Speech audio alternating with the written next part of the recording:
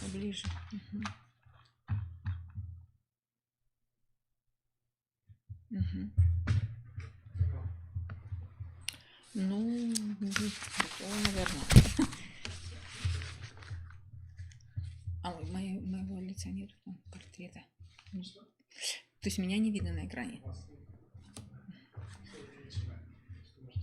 Добрый день, уважаемые участники Олимпиады. Мы сегодня с вами разберем те задания, которые вы выполняли в первом и втором туре по истории. Итак, сначала мы будем рассматривать с вами 9 класс. Причем хочу сказать, что часть заданий, большая часть 9 и 10 класса, они совпадали. Поэтому это будет актуально и тем, кто в 9 классе, и те, кто в 10-11 классе. Я потом по ходу дела скажу разницу. Итак, вот первое задание, оно было связано с изображениями, которые вас отсылали к историческим деятелям в отечественной истории. И нужно было занести правильно ответ в таблицу. Хронологически с 9 по 16 век. Очень немногие ответили верно.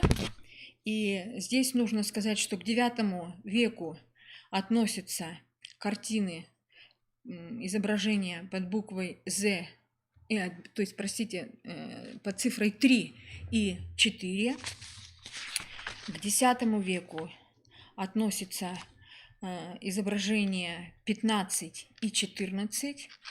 К XI веку относятся изображения под цифрой 1 и под цифрой 16. К XII веку изображения под цифрой 9 и под цифрой 6. К XIII веку изображение под цифрой 7 и под цифрой 12. К XIV веку относятся изображения, так, 14 век у нас идет вторая картинка. К 15 веку относятся изображения под цифрой 10 и под цифрой 5. И 16 век – это 11-я картина и 8-я, герб города Архангельска. Итак, те, кто правильно нашли соотношение этих картин, они получают баллы. За 1-2 верных ответа 1 балл, за 3-4 – 2, за 5-6 – 3 балла, за 7-8 верных ответов 4 балла, за 9-10 – 5, 11-12 – 6, 13-14 – 7 и 15-16 – 8 баллов. То есть максимальный балл был 8. 8 баллов не набрал никто. Второе задание. Второе задание. Так, вот здесь изображение я вам должна была показать. Итак, второе задание. Я считаю, что оно было достаточно легким, тем не менее, и с ним справились не все. Здесь нужно было выбрать правильное объяснение. Правильными объяснениями являются 3 верными. Это первое объяснение, Бондарь. Это 7-е объяснение, Рудомет, специалист по кровопусканию. И 9-е – это Толмач, переводчик. Всего 3 верных задания. Остальные неверные, их тоже нужно было указать в другой части таблицы. Так вот, за 2-3 правильных элемента ставится 1 балл, 4-5 – 2 балла, 6-7 правильных элементов – 3, 8-9 – 4 и 10 правильных элементов – 5 баллов. Работы, в которых все суждения отнесены либо к верным, либо к неверным, не оценивались в соответствии с теми требованиями, которые предложены были экспертом. Третья ситуация связана с описанием 3 вариантов ситуаций, которые были смоделированы с использованием реалий московского государства. Вот здесь представлены эти ситуации. Ситуация 1, ситуация 2. И нужно было выбрать первую. В первой ситуации, во второй, в третьей, во всех последующих по одной верной реальной ситуации, которая могла бы случиться. Итак, вот в первой ситуации нужно было выбрать вариант Б, во второй вариант А, в третьей ситуации вариант Б, в четвертой ситуации вариант В, в пятой ситуации вариант Б. Ну и максимально можно было получить 5 баллов. То есть за каждую правильно выбранную ситуацию давался 1 балл. Следующее, четвертое задание, оно было связано с терминологией. На мой взгляд, оно самое легкое, но и здесь вы не все далеко продемонстрировали свои знания. Во-первых, надо было вставить пропущенные буквы в термины, в названия тех вспомогательных исторических дисциплин, которые существуют. Это сфрагистика, бонистика, некоторые ответили бунистика и даже бионистика, нумизматика, фалеристика, написали фулеристика, эпиграфика, некоторые написали топографика, и даже другие варианты были. Ну и вставив буквы, нужно было соотнести вот буквенное обозначение тех изображений, которые даны. Ну и, естественно, сфрагистика, к ней относятся изображения А и В, потому что сфрагистика, она изучает печати. Бонистика – это наука, которая изучает бумажные деньги Е и З.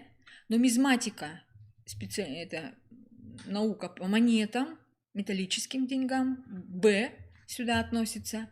Фалеристика – это медали, ордена, знаки Г и Ж.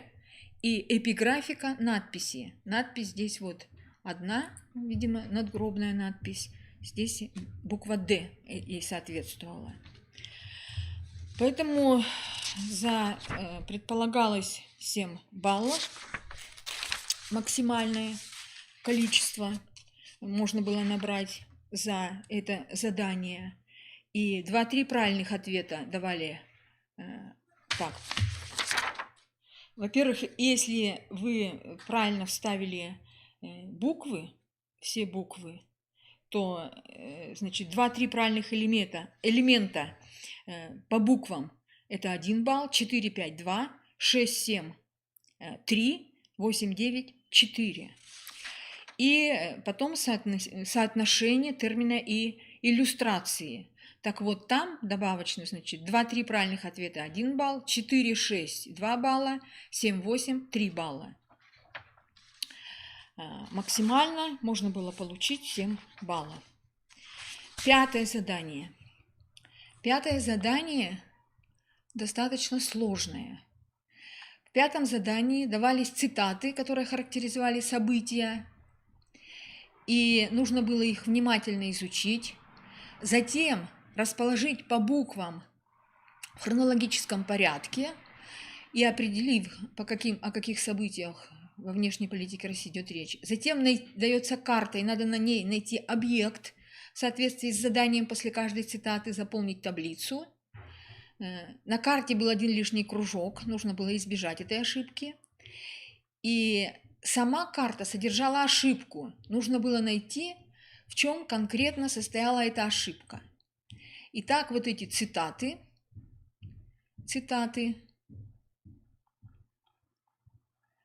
Дальше давалась карта, достаточно сложная, на одном листе изображенная. Вот там цифрами изображены те места, без указания географических названий. Ну, кое-что там по названиям стран и других городов можно было выяснить. И, значит, вот теперь нужно было решать эти задания в таблице. Так вот, задание нужно было располагать в следующем порядке. Сначала идет цитата под буквой Е, который соответствует на кружке, номер кружка на карте 6, и это был город Вена. Затем хронологически должна была идти буква Б, номер на карте 3, который обозначал город Метаву. Следующее – это буква В. На карте 4-й кружок, Варшава. Дальше идет буква Д по хронологии, которая обозначена географический пункт под цифрой 1. Это город Або или по-шведски Абу, современный город Турку, Финляндии.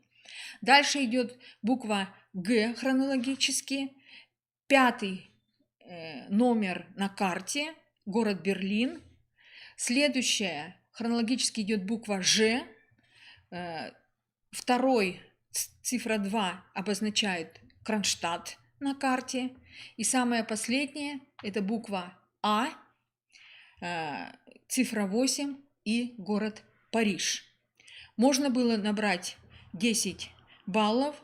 Вообще 1 балл давался уже за правильно заполненный первый столбец. Если бы вы хронологически все буквы расположили, все события, которые описываются в этих цитатах, вы бы получили уже 1 балл. Затем по 1 баллу давалось за каждую правильно заполненную строку. Проверяли строки только по горизонтали, независимо, даже если вы там хронологически их последовательно их не написали, если горизонтально верно обозначена цитата, кружок на карте и географическая точка, то за это бы, за каждую строчку вы получили бы 1 балл, если вы ее верно заполнили. Максимум 7 баллов за это. Затем нужно было указать ошибки на карте. Тоже сложно, конечно. Ошибка здесь состояла в отображении границ Российской империи. Присоединение к России Крыма в 1783 году на карте не показано. А присоединение территории, вернее, показано присоединение Крыма, вот оно, видите, синяя полоса, а присоединение территории по первому разделу Речи Посполитой, что было раньше, в 1772 году, оно не показано. И также вариант был еще присоединение территории по Кючук-Кайнарджийскому договору 1774 года на карте также не изображено. Ну вот если бы вы отметили все правильно, то полностью получили бы 10 баллов. К сожалению, тут даже половину баллов получили далеко не все. Задание оказалось очень сложным. Оно действительно сложное. Шестое задание также связано с таблицей, и нужно было соотнести цифру с вот теми позициями, которые в первой части изображены. То есть надо было установить верное соответствие. Итак, значит, что здесь нужно было отметить? Вот начнем с военных расходов. Военные расходы, они составляли 98 миллионов 540 тысяч рублей. Вот цифра 1 нужно было написать здесь как раз, то есть военные расходы нужно было написать вот эту последнюю цифру. Теперь, что касается доли крепостных ко всему населению, 37%. Следующее. Население Санкт-Петербурга в 1811 году 336 тысяч человек. Протяженность железных дорог к 1860 году в верстах 1490 верст. Средняя урожайность Тульской губернии в самах. Здесь, значит, 3,3 сам. Шестое. Численность дворян к 1858 году 887 тысяч человек. Численность населения России к середине XIX века в миллионах человек – это будет 69 миллионов человек. Число пароходов на внутренних торговых путях в 1825 году – 11. И, наконец, число промышленных предприятий в 1825 году составляет 5261. Ну и те, кто заполнили верно, за каждое верное соответствие получали 1 балл. То есть максимально можно было получить 9 баллов. 7-е задание было связано с историей культуры. Здесь фрагмент воспоминаний, и речь шла о художниках. Нужно было на основании анализа этой цитаты из воспоминаний назвать организацию, в которую ходили художники, разделявшие изложенные взгляды на искусство. То есть нужно было сказать, что это либо передвижники, либо общество передвижников, либо полностью товарищество передвижных художественных выставок. Но ответы передвижники, общество передвижников также принимались. Некоторые сказали, что это могучая кучка, другие ответили, что это мир искусства, были и другие ответы, но были и верные ответы. И затем нужно было выделить те картины, которые относятся к кисти художников, входивших в эту группу. Итак, из картин нужно было выбрать следующее. Это картина значит, под буквенными обозначениями В, Г, Е, Ж, З и К. Максимально можно было получить 7 баллов. За 1-2 правильных ответа давался 1 балл, за 3-4 – 2, за 5-3, за 6-4, за 7 – 5 баллов. Ну и плюс правильное название организации. 8-е задание. Ну, эти уже были там современные. Так, 8-е задание. Укажите реальных исторических деятелей, которые стали прототипами героев поэмы. Итак,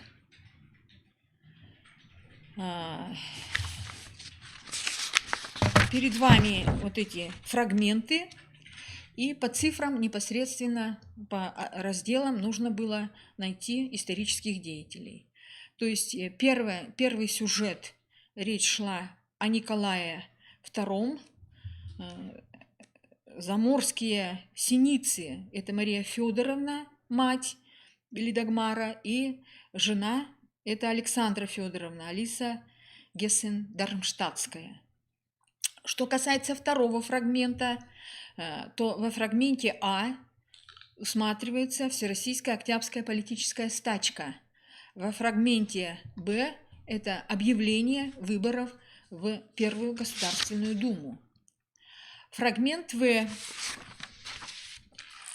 Здесь описывается или усматривается кровавое воскресенье, события, связанные с кровавым воскресением.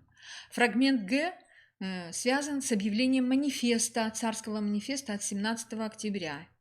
А фрагмент Д, тут речь идет об учреждении военно-полевых судов. Максимально можно было получить 9 баллов. 9 баллов за каждый правильно названный фрагмент. 9-е задание. 9-е задание – это таблица с пропущенными названиями городов. Ну, и нужно было определить название, отталкиваясь от того, что годы, которые расположены напротив города, это годы, когда город подвергался осаде, либо был взят в плен, либо находился в оккупации, простите. Итак, вот первая строчка – это город Елец, вторая строчка – город Тверь, третья – Москва, 4-я – Смоленск, 5-я – Новгород Великий, 6-я – Псков, 7-я – Тула, 8-я строчка – Азов и последняя – это Севастополь. Севастополь. То есть здесь в 9-м по 1 баллу начислялось за каждую верно заполненную строку. 10-е задание. Таблица. Так. Список правителей Российской империи. И нужно было определить, с кем они встречались из своих современников, кто с кем виделся. и в ответ занести в таблицу. Вот что касается Александра I, плюсики должны быть в клетках вот Наполеон, Талейран, Меттерних. Что касается следующего правителя Николая II, то здесь уже, значит, Меттерних и Франц Иосиф должны быть плюсики. У Александра II Франц Иосиф и Бисмарк. У Александра III Франц Иосиф, Бисмарк и Вильгельм II. И у Николая II точно так же. Так, у Александра II Франц Иосиф, Бисмарк. Я уже сказала, Александр III это Франц Иосиф, Бисмарк и Вильгельм. И то же самое у Николая II. Франц Иосиф, Бисмарк и Вильгельм. Здесь, в этом 10-м задании, точно так же каждая строка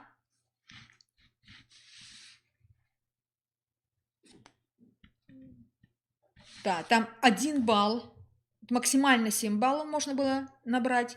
1 балл давался за 1-2 правильных ответа, 2 балла за 3-4 правильных ответа, 3 за 5-6, 4 за 7-8, 5 за 9-10, 6 за 11-12 и 7 баллов за 13 правильных ответов, за 13 правильных плюсиков.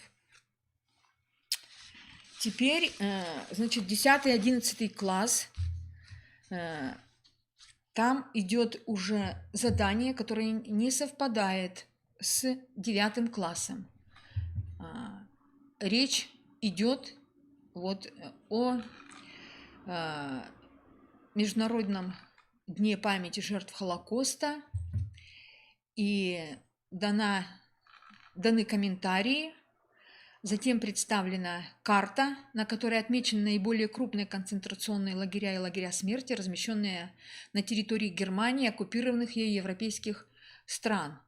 И текстовые фрагменты, которые содержали информацию по некоторым из этих лагерей.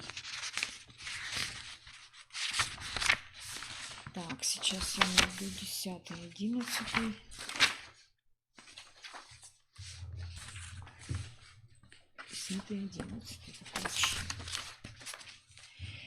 И вот здесь нужно было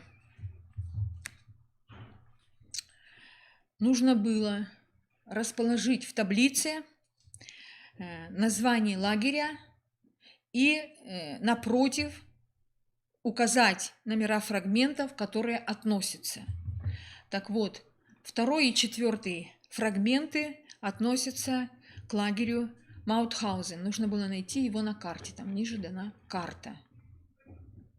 Карта Маутхаузен. Найти. Дальше.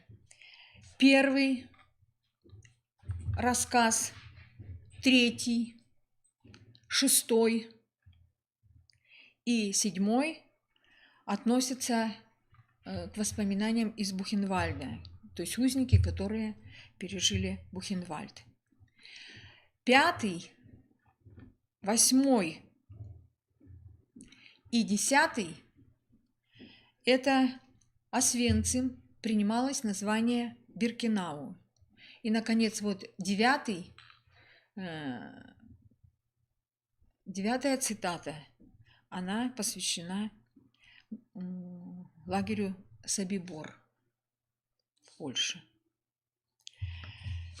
Итак, каждая строка давала 1 балл при условии верного соотнесения хотя бы одного номера фрагмента с названием лагеря. То есть 4 балла, если хотя бы одна цитата соответствовала лагерю, правильно указано. Дальше правильно соотнесенный номер фрагмента давал 1+. Здесь всего 10 верных ответов, и эту часть задания мы оценивали по такой схеме. 1 верный ответ – 1 балл, 2-3 верных – 2 балла, 4-5 – 3 балла, 6-7 – 4 балла, 8-9 – 5 и 10 верных ответов – 6 баллов. 12-е задание. 12-е задание, оно под другим номером было также и у 9 класса, но под другим номером. представляла портреты лидеров стран, которые входили в одно международное объединение, а также фрагменты и выступления лидеров. Нужно было указать название объединения, в которое входили эти страны, то есть нужно было назвать, что это антигитлеровская коалиция, и дальше соотнести название страны, фотографию лидера и текстовый фрагмент выступления.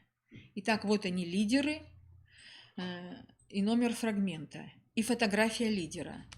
То есть номер фрагмента, вот, которые здесь перечислены все, в первом столбике нужно было представить, дальше название страны, дальше фотографию по буквам и назвать фамилию. Итак, нужно было первый фрагмент написать, что это Великобритания, выбрать изображение «Б» и написать, что это в четвертом столбике Уинстон Черчилль. Вторая цитата связана с китайским лидером, назвать «Д», написать фамилию, имя Чан Кайши. Третья цитата была связана с Соединенными Штатами Америки. Нужно было выбрать портрет «Б», это был Франклин Рузвельт. Четвертое было связано с Чехословакией, портрет под буквой «Г», Эдвард Бениш. Пятое – это Франция, буква «А», генерал де Голль. И, Шарль де Голль. Де Голль, даже если просто фамилия, это зачитывалось. Шестое – это Монголия, буква «Е», и это Чойбалсан, или Халагин Чойбалсан. Здесь также по 1 баллу давалось за каждую правильно заполненную строку. Всего 6 баллов, плюс правильно указанная антигитлеровская коалиция, всего можно было заработать 7 баллов. 13-е задание. В первом туре оно было связано также с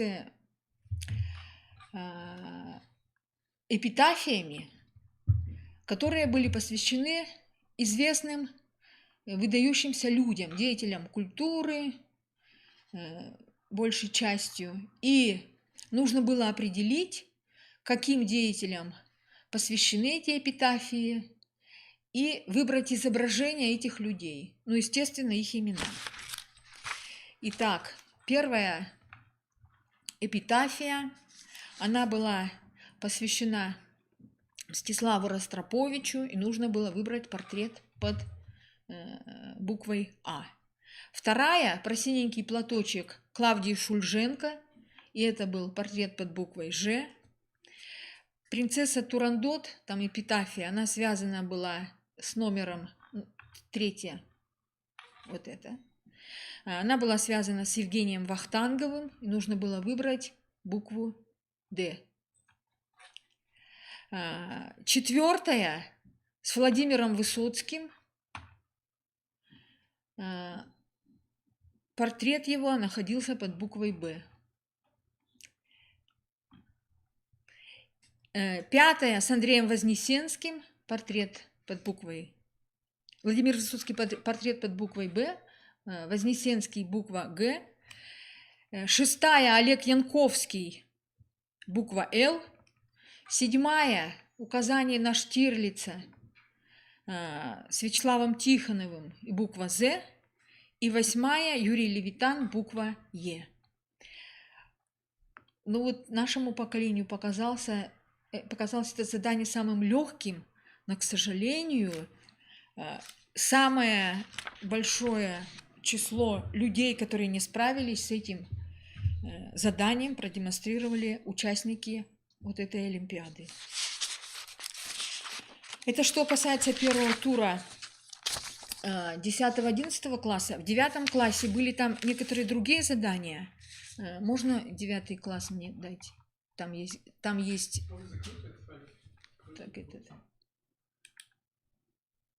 Так, первый тур задания 9 класс. Ага. Вот эти все задания, мы уже говорили, они те же самые. Там не совпадает у них задание 11. Сейчас я найду его. 10. Вот 11. Нужно было здесь заполнить пропуски в тексте. То есть нужно было написать: в 1820 году произошло восстание Семеновского полка. Шефом этого полка был сам Александр I. В ходе этого восстания солдаты потребовали смещения нового командира Шварца, который был ставленником всесильного Аракчеева. О событиях в полку поступали постоянные донесения Санкт-Петербургскому военному генерал-губернатору Милорадовичу. В результате полк был разоружен и отправлен в Петропавловскую крепость. Император находился в это время на конгрессе в Тропау. Об этих событиях он узнал от курьера из Петербурга Чаадаева, будущего крупного представителя общественной мысли второй четверти XIX века и так далее. Вот эти нужно было заполнить пропуски, и можно было получить 8 баллов за каждый верно заполненный пропуск. И 12 задание, оно тоже было только у 9 класса. Там были фрагменты воспоминаний о Великой Отечественной войне. Нужно было распределить эти фрагменты по годам и оформить в виде таблицы. То есть вот первый фрагмент относится к 1942 году, фрагмент Б к 1943, фрагмент В к 1941, фрагмент Г к 1944 году, фрагмент Д к 1943 году, Е к 1945 году, Ж к 1942 году, фрагмент З к 1943, фрагмент З к 43, фрагмент И к 1941 и фрагмент К к 1941. И также нужно было еще задание выполнить дополнительно. Вот фрагмент В, там речь шла, значит, задание, о чем выступлении говорится в фрагменте В. Нужно было сказать, что о Молотова, о выступлении Молотова. О чем в выступлении говорится в фрагменте Е, это о Сталине. И назвать точную дату, день, месяц, год, о котором говорится в фрагменте Д.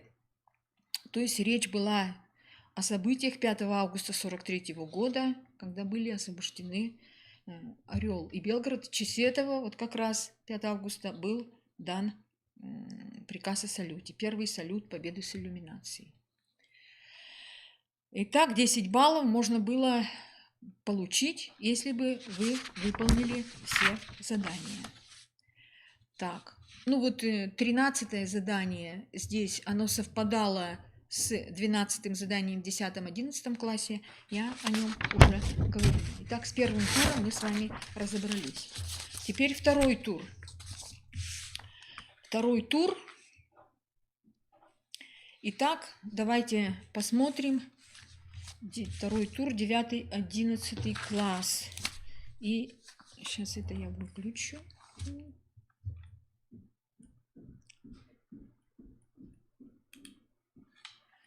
Второй тур. Так, 9 задание. Сейчас я найду. Тур, 9-10. Это первый тур. Второй тур, 9 класс задания. Нам надо ключи.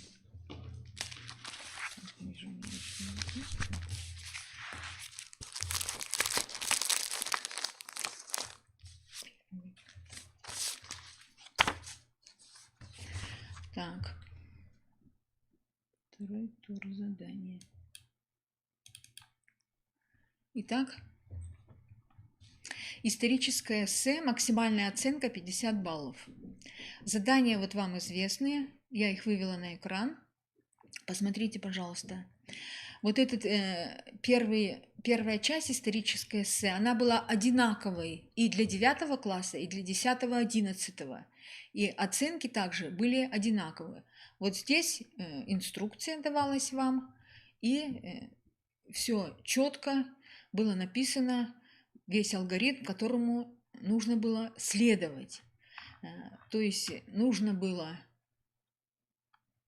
обосновать выбор темы, оценивалась вводная часть в работе не более 10 баллов, 4 задачи нужно сформулировать в работе, которая по ходу дела решить, общую проблему, которой посвящено ваше эссе.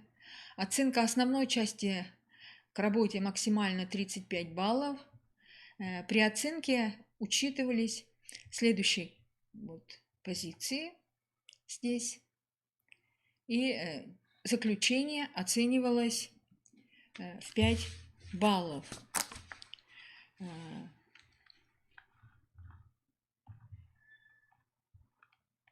Вот что касается 10-11 класса, то, в принципе, здесь те же самые требования и те же самые темы.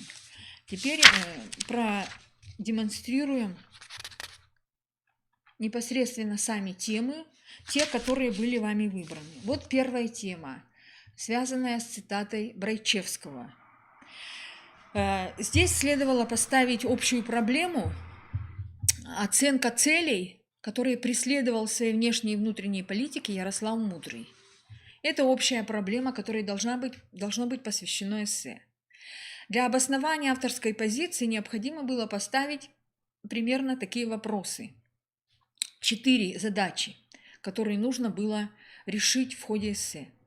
Рассмотреть деятельность Ярослава в сфере развития культуры, проанализировать внутреннюю политику в контексте борьбы с центробежными тенденциями, рассмотреть характер взаимоотношений с соседними государствами и на основе проделанного анализа определить ключевую цель политики Ярослава Мудрого.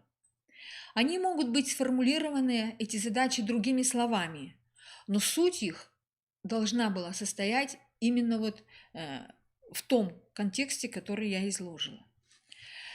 Вторая задача, здесь цитата Котляра, Даниил Романович, и проблема, которую следовало поставить при рассмотрении этой темы, состояла в следующем.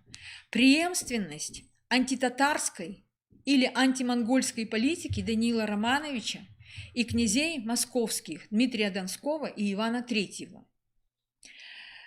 Ну и для того, чтобы обосновать авторскую позицию, нужно было решать следующие задачи.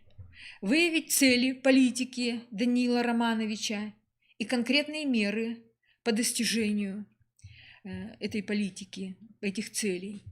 Проанализировать антимонгольскую политику Даниила и ее результаты.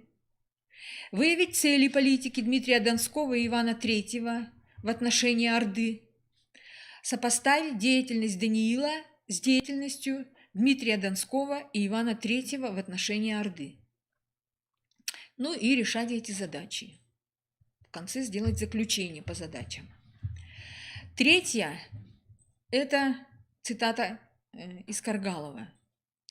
Проблема, которую здесь нужно было общую рассматривать, это факторы победы над интервентами в годы смуты. Следовало поставить такие задачи. Проанализировать внутреннее состояние государства в период смуты, привести и проанализировать основные факты, связанные с участием интервентов в событиях смуты, выявить факторы, объединяющие людей того времени. Помимо чувства принадлежности к единой державе могли бы быть рассмотрены национальное и религиозное сознание. И четвертая задача – определить значение патриотического подъема для успешной борьбы с интервентами. Четвертая цитата, четвертая задача связана с Алексеем Михайловичем. И проблема, которую следовало поставить – оценка значения церковной политики Алексея Михайловича в общеполитическом контексте. Эту проблему выбрали очень многие участники. Для обоснования авторской позиции нужно было поставить следующие задачи. Рассмотреть роль царя и комплекс его обязанностей в середине второй половины XVII века, проанализировать международное положение Русской Православной Церкви в контексте происходивших в середине второй половины XVII века процессов, выявить расхождения в русской и греческой церковных практиках того времени, определить цели церковной реформы в понимании светской власти при Алексее Михайловиче. Ну вот в основном решали третью задачу, хотя некоторые задумались и над первыми двумя, а вот четвертую практически мало кто поставил. Ну, пятую тему никто не выбрал. Шестая тема, она связана с Екатериной II. Основная проблема, ну, пятую, мне кажется, что никто не выбрал, я не видела ее, поэтому я ее пропускаю. Если кто-то выбрал, то можно отдельно поговорить. По-моему, нет. Шестая тема связана с Екатериной. Проблема, которую здесь нужно было решать, это преемственность реформаторской деятельности Петра I и Екатерины II в контексте создания регулярного государства. И для обоснования авторской позиции нужно было первую задачу поставить, очень важную, раскрыть содержание термина «регулярное государство». Вот человека 3 всего из всех, кто выбрал тему, а тему тоже много людей выбрало, решали эту задачу. Они определяли, что такое регулярное государство. Вторая задача для решения этой проблемы – это проанализировать деятельность Петра с точки зрения формирования основ такого государства, рассмотреть основные реформы Екатерины Великой. Это третья задача. Вот про Петра многие забыли, сразу перешли к Екатерине. И четвертое – сопоставить реформаторскую деятельность Екатерины с деятельностью Петра и показать, что это действительно было формирование регулярного государства, либо спорить с автором и показать, что не было формирования. Седьмая тема тоже была выбрана, это цитата из Корнилова. Проблема основная здесь состоит в следующем. Выявление движущих факторов социально-политического процесса от Николая I к началу XX века. Многие тоже сконцентрировали внимание на Николае. А посмотрите цитату. Речь-то идет о том, что вот эти факторы были, но реформы не разрешили проблемы, существовавшие в то время, до наших и в наше время, пишет Корнилов. Вот. Поэтому надо было намного шире период выбрать. Итак, проблема основная – это выявление движущих факторов социально-политического процесса от Николая I к началу XX века.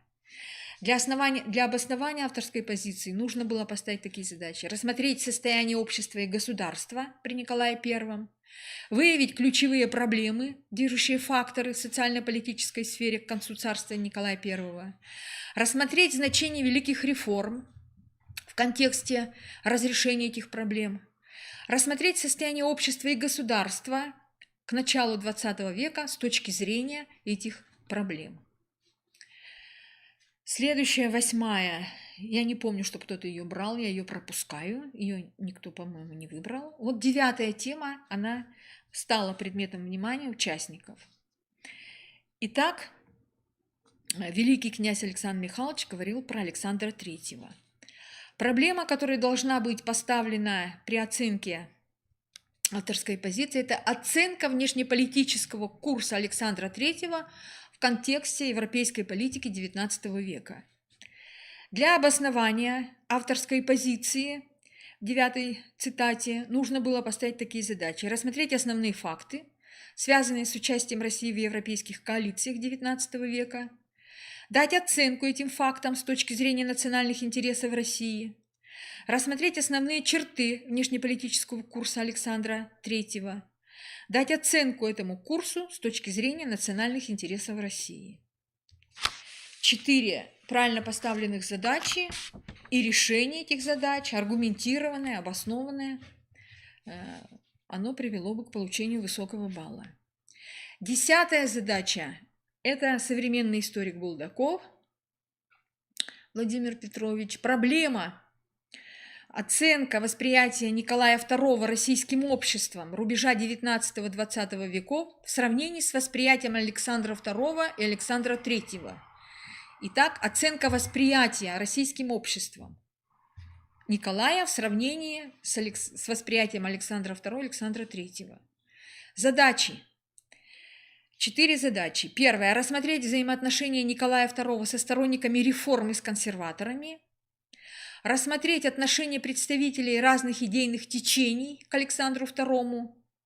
Рассмотреть отношения представителей разных идейных течений к Александру III. и сравнить общественное восприятие Николая II с восприятием Александра II и Александра III. 11-я тема тоже она была выбрана для написания эссе. Это Рабинович, американский историк, о восстании, об Октябрьском восстании вооруженном 17 года. Проблема здесь основная – это значение Октябрьского восстания 1917 года для дальнейшего политического развития страны. Задачи, которые следовало поставить, следующие. Проанализировать характер взаимоотношений большевиков с меньшевиками и эсерами к 20 числам октября 1917 года. Проанализировать работу Второго съезда Советов, то есть решить вопрос, была ли перспектива создать социалистическое коалиционное правительство. Рассмотреть отношение меньшевиков и эсеров к Октябрьскому восстанию 1917 года и рассмотреть состав первого советского правительства и других органов новой власти, сформированных на Втором съезде Советов. 12-я задача из воспоминаний Георгия Константиновича Жукова. Основная проблема, которая должна решаться, это оценка особо исключительного места битвы за Берлин в истории Великой Отечественной войны. Для обоснования авторской позиции необходимо рассмотреть другие наступательные операции Великой Отечественной войны, проанализировать примеры взятия других крупных городов во время Великой Отечественной войны, проанализировать состояние берлинских укреплений, степень концентрации войск противника, другие факторы, которые влияли на подготовку, ход и итоги битвы за Берлин, и сравнить битву за Берлин с другими важнейшими наступательными операциями Великой Отечественной войны. Тоже многие выбрали, но в основном говорили про Берлин. Правда, говорили и про его укрепления, и про живую силу, и про боевые действия. Но вот на сравнение с другими битвами пошли немногие. 13-й цитате никто не посвятил. Вот это эссе. Итак, что касается эссе, там четко была сформулированы критерии. За 10 баллов можно было получить за вводную часть, но вот далеко не у всех была выражена авторская позиция, то есть продемонстрировать свой интерес к этой теме, ваш личный. У некоторых получилось это очень хорошо, некоторые связали это со своими визитами в исторические места, с посещением экскурсий, с книжками, которые им удалось прочесть, с кинофильмами, которые они посмотрели и которые вызвали в них живой интерес. И это все было обоснование своей авторской позиции и своего конкретного интереса к избранной цитате, к избранной теме, к избранным событиям. Это все учитывалось. Вот. Были и другие аргументы, люди прочитали или послушали учителя и тоже сравнили с чем-то и захотелось узнать. В общем, авторскую позицию надо учиться выражать. Но и если бы вы поставили четко проблему, которая кроется в цитате, и правильно сформулировали 4 задачи, вы еще бы получили 5 баллов за вводную часть. Ну, а что касается раскрытия этих проблем уже, вот в какой степени вы их раскрыли, здесь от этого зависело количество ваших баллов. Ну и, конечно, если у вас были использованы знания историографии, если вы цитировали историков, их мнения, да еще называли их труды, то вы могли бы, если вот достаточно много вы использовали, не менее, по-моему, 6 по позициям, то вы получили бы еще дополнительных 10 баллов. Максимально 10 баллов получает участник, который корректно и конкретно излагает несколько позиций, отраженных в литературе, в источниках, с конкретными указаниями на авторов, усиливает свою аргументацию ссылками. Работа с различными авторскими позициями ведется на протяжении всей работы, то есть всего эссе. То есть вы привлекаете источники, историографии, когда это носит не ритуальный характер, а вот именно очень органичный характер. Не просто вот захотел что-то привести, раз привел там и все, а когда это органично вписывается в контекст работы, это 10 баллов. Ну, если там цитаты не имеют прямого отношения к теме, это вот как раз ритуальный характер. Ну, там от 3 до 5 баллов за это ставили. Если несколько позиций в общих чертах, есть точка зрения, есть другая, но без автора, то можно было тоже заработать баллы до 6. 1 балл, когда дополнительно давался, если участник символически что-то упоминал про разные точки зрения. Если точки зрения не упоминались вообще, то 0 баллов. Хотя бы 2-3 позиции, если были с указанием, то можно было заработать 8 и даже 9 баллов. Так, теперь, что касается проекта. Исторического проекта, они были разными у 9 и 10 класса. Вот сейчас мы с вами рассмотрим сначала, это у нас 9 класс. Два документа. И эти документы связаны с написанием исторического проекта, исследовательского проекта на тему монастырское землевладение и процесс складывания русского централизованного государства во второй половине 15-го, начале 16 веку. В 10-11, значит, задание другое, оно тоже связано с монастырями и с грамотами по монастырям. Одна грамота, даже та же самая, но в 10-11 другой документ был различным. Итак, сначала возьмем 8-9 класс. Ой, простите, 9 класс. 9 класс, исторический проект. Смотрите, нужно было дать характеристику исторического периода, привести примеры поддержки церковью и монастырями великокняжеской власти в процессе складывания единого государства и сформулировать проблему исследования. И вы могли бы получить за эту первую часть 10 баллов. Можно было привести такие примеры поддержки церковью и монастырями великокняжеской власти. Сергей Радонежский поддерживал московского князя Дмитрия Ивановича в период Куликовской битвы. 2 балла могли бы за это получить. Иосифляне или Иосиф Волоцкий поддерживал идею сильной церкви, укрепляющей великокняжескую власть. Тоже можно было за это упоминание 2 балла. Митрополит Алексей поддержал малолетнего московского князя Дмитрия Ивановича в борьбе за ярлык. 2 балла. Игумен Кирилла Белозерского монастыря освободил Василия II от крестного целования, не бороться за московский великокняжеский стол. 2 балла. Вот 4 события, 4 факта, если бы вы привели, уже 8, вернее 6 баллов. 6. То есть максимальный балл за эту часть ответа 6, даже если высказываний было больше. Дальше. Проблема, которую нужно было сформулировать, она должна звучать примерно так. Сравнить политику князей на территории Московского Великого княжения. Допустимые варианты в центре страны, на удельных землях и в присоединенных княжествам. Допустимые варианты на окраинах, в Псковской земле и тому подобное. До 4 баллов. То есть здесь ключи для экспертов требовали обязательно, чтобы участник ставил задачу сравнения 2 документов.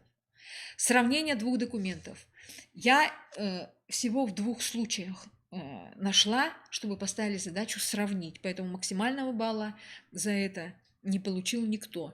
Потому что исторических примеров поддержки церковью и монастырями великокняжеской власти тоже не было. То есть если задача сравнения не ставилась, уже вот за эту часть только максимально можно было 2 балла получить. Так, второе. Нужно было определить вид, функции документов и их даты. За вторую позицию, за вторую часть задания до 5 баллов. Значит, что нужно было сказать? 1456 год. Жалованная Тарханная и несудимая грамота Дмитровского князя Юрия Васильевича Московскому Богоявленскому монастырю на село Дятелинское. И 1510 год жалованная грамота Василия III игумену Гдовского Никольского монастыря Викентию на монастырские земли в Псковском уезде. 1 балл давался за правильные даты обеих грамот. 2 балла за определение документов как жалованные грамоты. Мало кто написал. Если они названы актами, то 1 балл.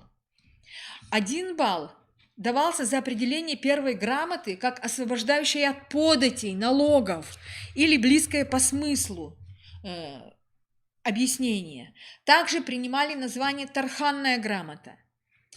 1 балл давался за определение, плюс ко всему, давался за определение любой или обеих грамот как дающих монастырю право суда или с уточнениями суда над своими крестьянами или близкое по смыслу. Также мы принимали такое название грамот, как несудимая или иммунитетная грамота.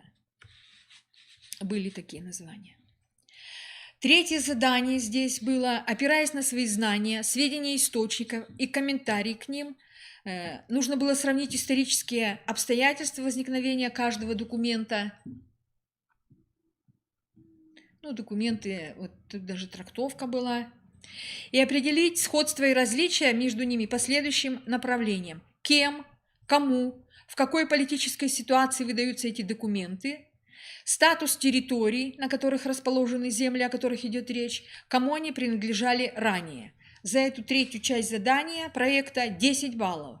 Должны быть сформулированы следующие противопоставления.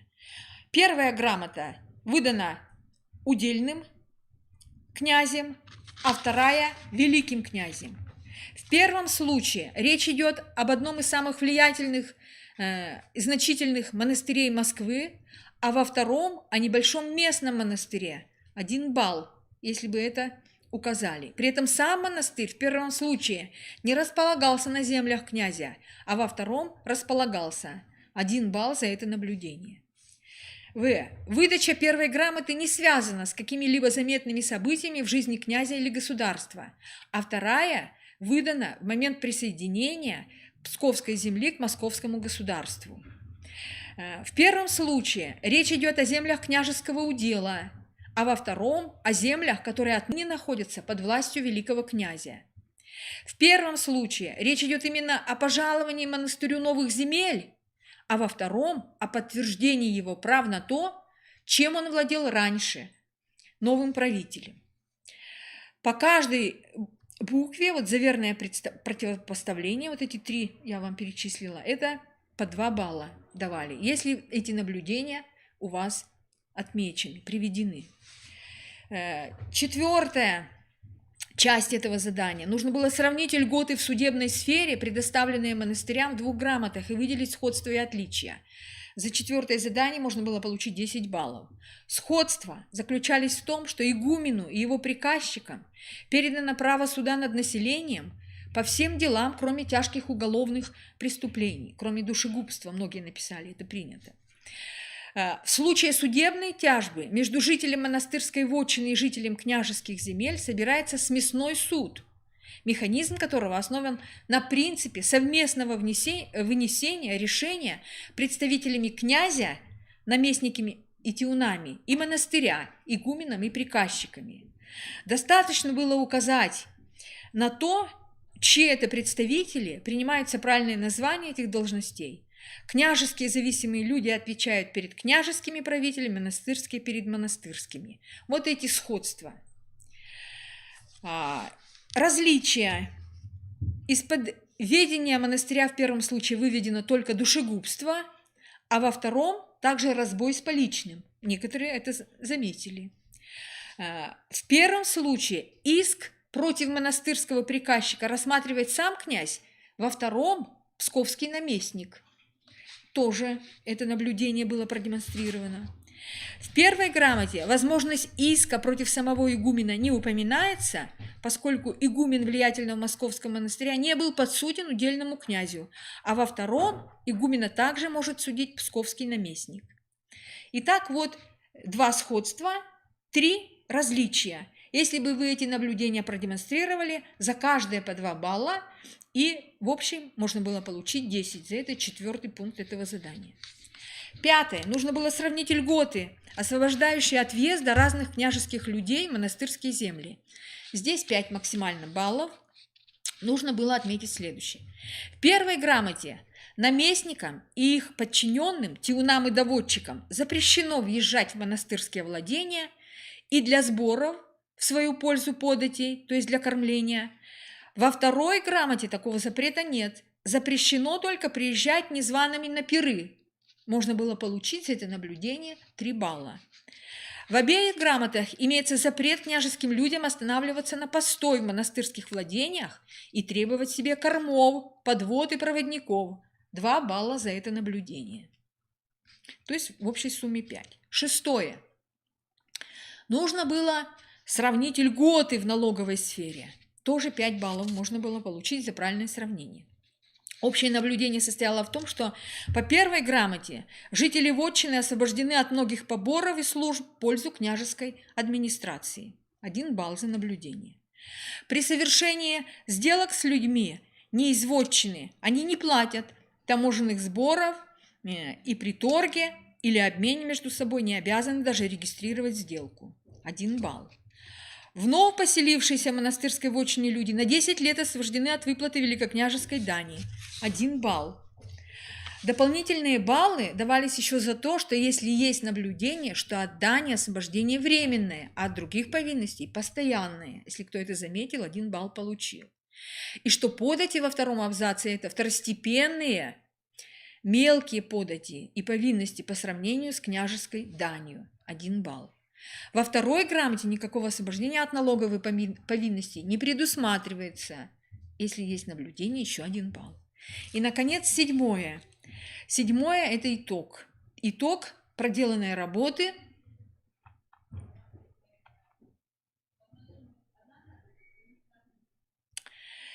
Итог.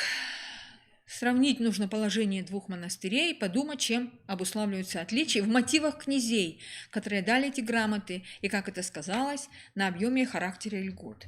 За 7 пункт этого задания можно было получить максимально 5 баллов. Должно быть ясно сказано, что объем льгот в первом случае значительно больше. Богоявленский монастырь освобожден от значительной части налогов. Кроме того, его судебная и административная автономия, судебные и административные полномочия, иммунитет значительно шире, принимали все близкие по смыслу ответы и давали за это наблюдение 3 балла. Пожалование земель Богоявленскому монастырю было для Юрия Васильевича данью семейной традиции, поскольку, это в примечании отмечено, этот монастырь традиционно пользовался поддержкой великокняжеской семьи. Хорошие отношения с влиятельным монастырем позволяли укрепить свое положение внутри правящего дома. Василий Иванович, подтверждая владельческие права монастырей в своих новых владениях, стремился, вероятно, обеспечить себе поддержку местного духовенства. Однако в его цели не входило сильно ограничить власть своих наместников или сократить поступления в собственную казну.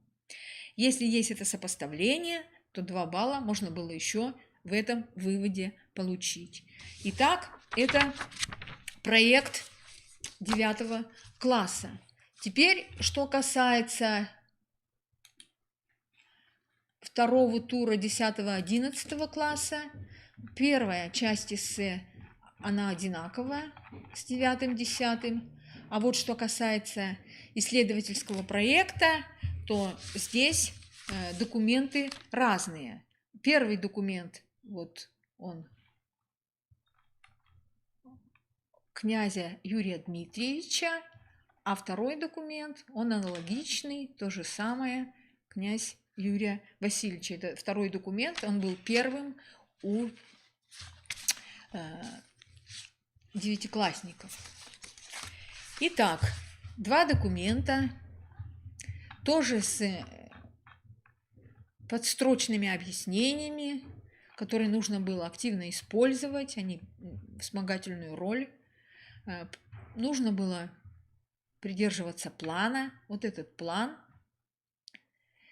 и, следуя плану, следующее изложение.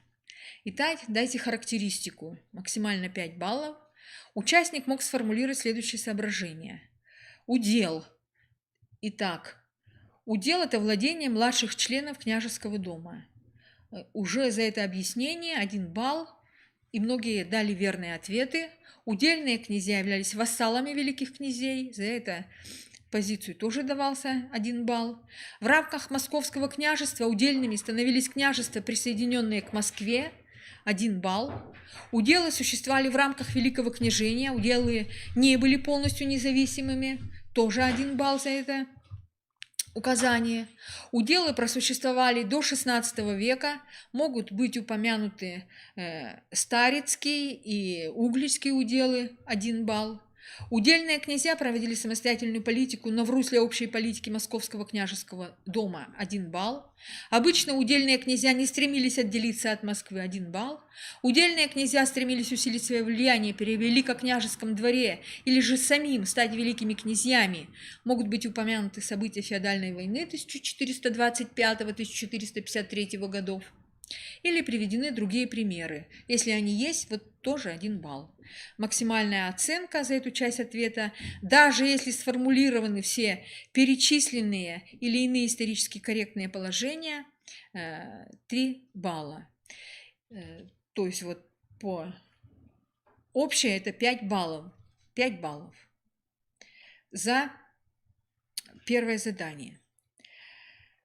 Проблема должна быть сформулирована примерно так, как особенности положения конкретных удельных князей влияли на права и льготы, предоставленные монастырям на землях, пожалованных этими князьями. Итак, проблема. Как особенности положения конкретных удельных князей влияли на права и льготы, предоставленные монастырям на землях, пожалованных этими князьями? Если эта проблема поставлена, можно было получить балл. Опять же, обязательно ставится задача сравнения документов. Если задача сравнения не ставилась, то 1 балл. Принимали формулировки, если в них речь шла о соотнесении конкретной ситуации с особенностями конкретного пожалования. То есть соотнести там конкретные ситуации в 2 документах. Это почти то же самое, что сравнить. Второе – определить вид, функции документов и их даты до 5 баллов. 1 балл давалось за определение одного или обоих документов как актов, или некоторые написали актовые источники, это принималось. 2 балла за определение одного или обоих документов как жалованных грамот. При определении одного или обоих документов как жалованных грамот и как актов, актовых источников давалось 2 балла. Всего за эту часть ответа 2 балла. 1 балл давался за определение любой или обеих грамот как освобождающие от податей, налогов или близкое по смыслу. Также принимали тарханная грамота или льготная грамота или обельная грамота у одного человека. Было такой термин употреблен, правильный. 1 балл за определение любой или обеих грамот как дающая монастырю право суда или с уточнением суда над своими крестьянами или близкое по смыслу. Также мы принимали название несудимое или иммунитетное. За эту часть ответа до 2 баллов. Датировка первой грамоты 1404 год, второй 1456 год. Правильная датировка давала обеих грамот давала 1 балл. Третий пункт. Опираясь на знания, нужно было назвать сходство и отличия в статусе князей, о которых идет речь, 3 балла, и сравнить положение монастырей игуменов, тоже 3 балла. Всего за третий пункт 6 баллов можно было получить. Итак, князья, сходство – это удельные князья или младшие члены Московского правящего дома. 1 балл, если это написали. Отличия. Юрий Дмитриевич был братом великого князя или официальным наследником Московского престола, так как Василий I на момент издания грамоты не имел сына Василий II родился в 1415 году, а завещание Дмитрия Донского прямо называло наследником именно его. В момент издания второй грамоты Юрий Васильевич был сыном великого князя и не был наследником престола. Вот 2 балла за это противопоставление. Монастыри. Третье, что нужно было объяснить. Савино-Сторожевский монастырь основан Юрием недавно, менее чем за 10 лет до издания анализируемой грамоты, стоит на землях его удела и пользуется именно его поддержкой среди членов княжеской семьи. Богоявленский существует более 1,5 веков, находится в Москве и пользуется общей поддержкой всего Московского княжеского дома. Это наблюдение дало бы 2 балла. Показателем статуса Савина монастыря является построенный в первые годы XV века Рождественский собор Савино-Сторожевского монастыря. Участники некоторые упомянули даже иконы Звенигородского чина, который также по одной из версий, которые были созданы в Звенигороде в это время при участии Андрея Рублева в росписи собора Успения на городце, а также, правда, недоказанное участие в росписи собора в самом монастыре, участие Андрея Рублева. И Андрей, вероятно, был приглашен в Звенигород Саввой. Если вот эти упоминания есть, если кто-то продемонстрировал эти дополнительные знания, он еще мог получить 1 балл, если назван любой из этих памятников. 4 задание. Одинаков ли в 2 грамотах состав княжеских должностных лиц, которыми задействовали крестьяне до передачи их монастырю? И нужно было выделить 3 группы этих княжеских людей, связанные с определенными сферами управления, перечислить их функции, упомянутые в документах. До 11 баллов. За это 4 задание. Итак, состав княжеских слуг в 2 грамотах совпадает. Единственное отличие: таможник во 2 документе назван пошлинником. 2 балла за вывод о совпадении состава администрации.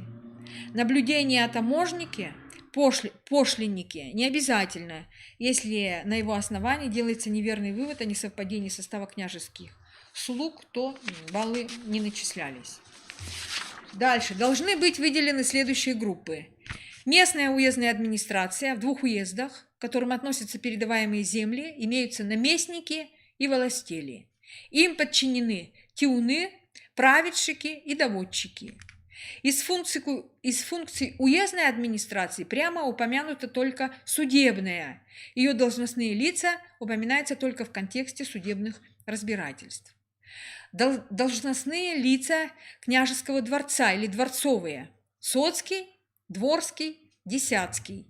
Они организуют работы, или как в тексте, проторы, связанные, вероятно, с содержанием княжеского дворцового хозяйства, и имеют отношение к их раскладке, размету или распределению.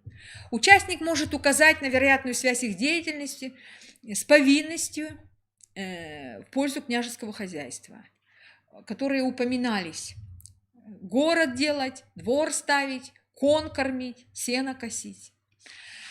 Дальше можно было отметить должностные лица, занимавшиеся сбором косвенных налогов, таможники, занимавшиеся сбором тамги, пошлин со сделки, пятенщики, это пятно, сбор при продаже скота, занимавшийся сбором пятна. По 1 баллу за выделение, перечень должностных лиц и описание их функций каждой группы. Всего за группу до 3 баллов. Следует засчитывать балл, если точного названия группы не дано, но из ответа видно, что участник понимает принцип ее выделения, и этот балл засчитывали. 5. Нужно было сгруппировать повинности, которые несли крестьяне в пользу князя до передачи их монастырям по формам им взимания.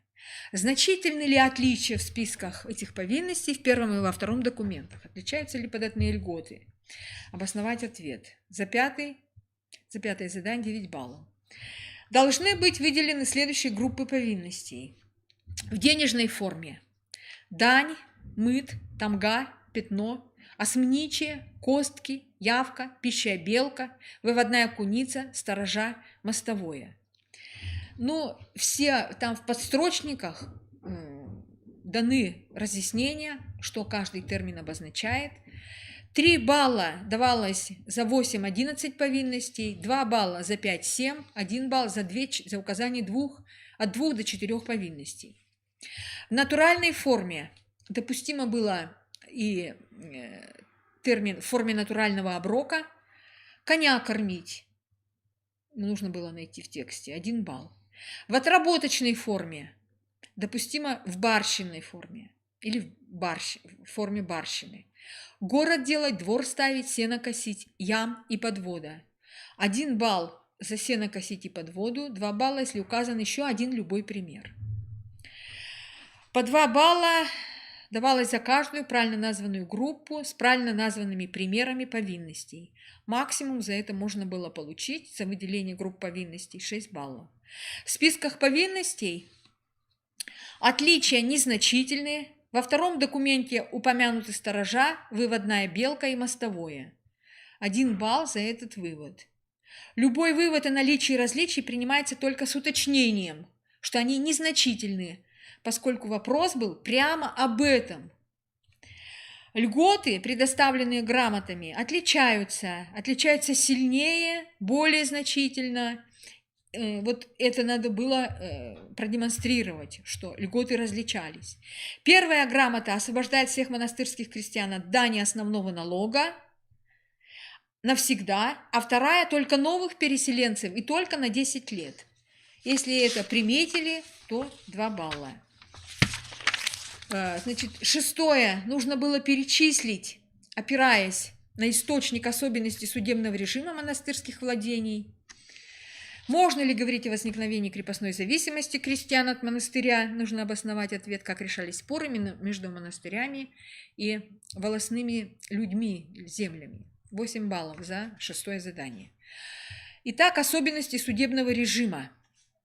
Что тут можно было сказать? Люди в переданных монастырю селах, ранее подсудные уездной администрации, теперь по всем делам подсудны игумены или кому прикажет. Игумен имеется в виду. Исключение сделано только для душегубства. Представители администрации, праведчики и доводчики не могут въезжать в монастырские владения.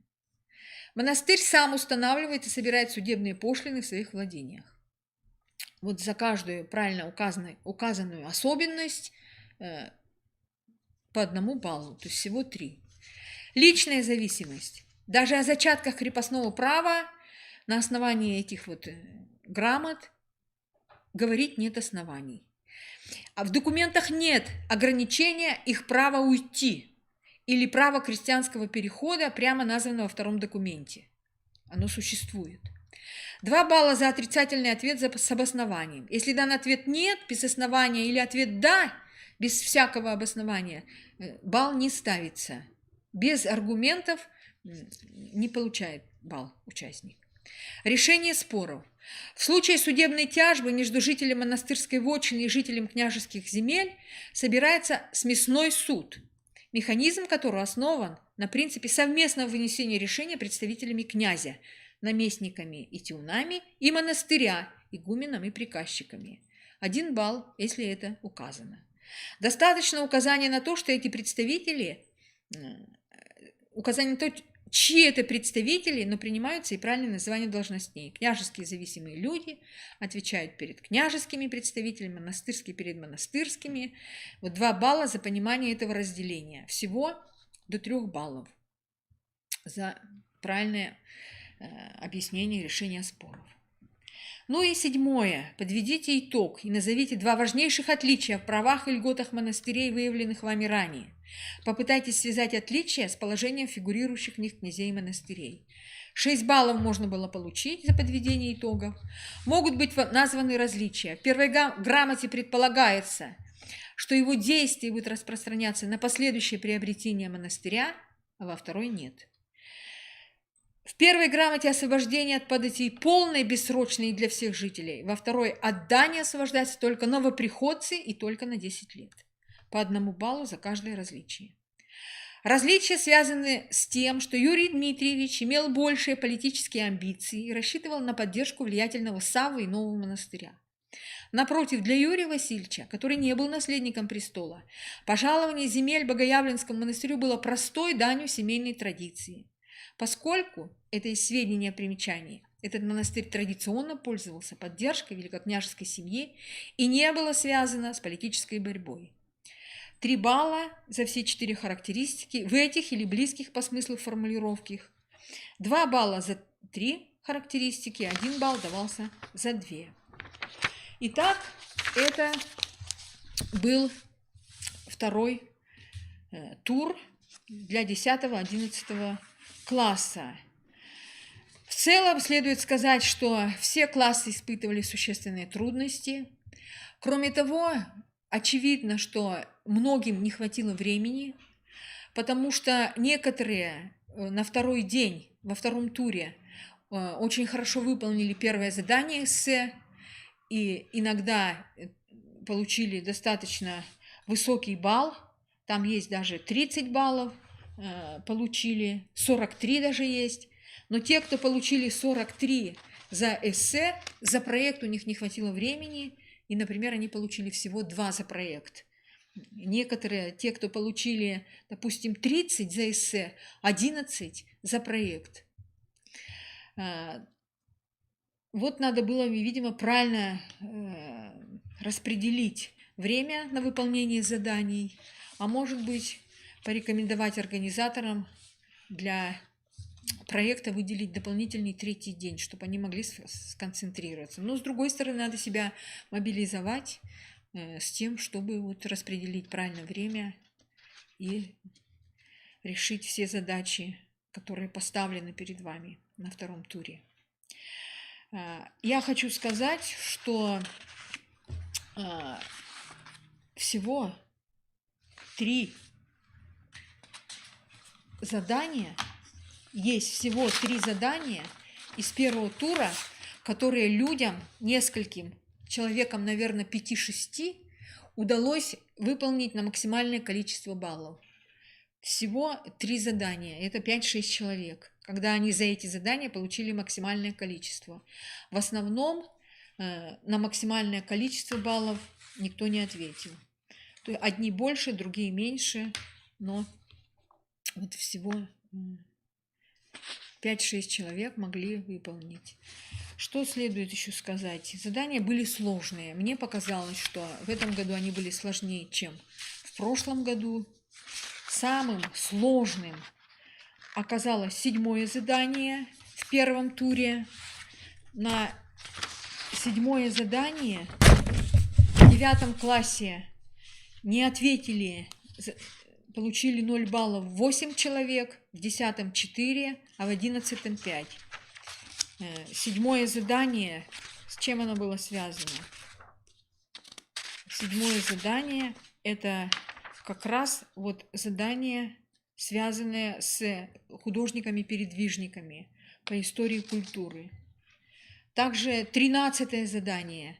Что касается 13-го задания, вот когда современные деятели культуры, эпитафии и портреты, вот в 11 классе там 8 человек не выполнили это задание из 12, по-моему, человек.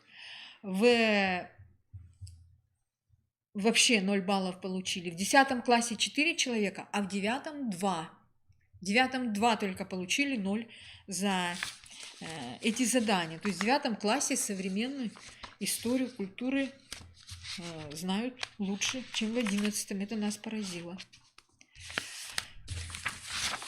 Но общие баллы, они уже обнародованы. В этом году результаты ниже, чем в прошлом году. Это печально по баллам. Но задания, видимо, были сложнее. Они сложнее были по всей территории страны. Поэтому сравнивать будут на фоне, общем фоне итогов Олимпиады. У меня, наверное, все. Вопрос в чате назвали. Есть какие-то? Добрый день, у меня возник вопрос. Мне не засчитали ответ про мать Николая II, Марии Федоровны. Это весь вопрос. Во-первых, я не совсем понимаю, это какой класс? Не написал? Указано просто одна строчка. Может быть, это не показано в черновике работы, но я не думаю, что его не засчитали. Но вы можете обратиться еще персонально. Я не помню. Так, Никанор. А как фамилия? Я пересмотрю работу. Не указано. А, не указано. Кто он такой? Некоторые эксперты, они не выставляли в работу баллы, они там ставили плюсики, но вовсе не значит, что каждый плюсик – это балл. Вы знаете, что иногда 1 балл ставится за 2 правильно выполненных задания, иногда за 3 правильно выполненных задания. И если вы сказали фамилию, я могла бы пересмотреть работу и посмотреть, правильно ли выставлен балл. Но поскольку... Но работу каждую проверяла не менее 2 экспертов. Многие работы я еще сама проверяла дополнительно. Поэтому я думаю, что вряд ли что вы не получили этот балл. Но можно еще проверить, конечно, если у вас такие сомнения закрались. Ну да, наверное, заканчивать. Сейчас я еще посмотрю, подождите, первый тур. Сейчас, так, 10-11, первый тур. Так, Александра Федоровна, Мария Федоровна. Там максимально за это было 9 баллов. По 1 баллу за каждое верное указание в этом 8-м задании. А если есть исторические события, то там по 1 баллу за каждое верно определенное событие. И за события максимум 5 баллов, и за соответствие царь Берендей Николай II, Заморская синица мать Мария Федоровна, Заморская синица Александра Федоровна, вот за это 3 балла. То есть максимально можно было набрать. Вот смотрите, правильно ли вы все указали. Если вы уверены, то можно работу пересмотреть. Все, да? Спасибо за внимание. Я надеюсь, что ваши ошибки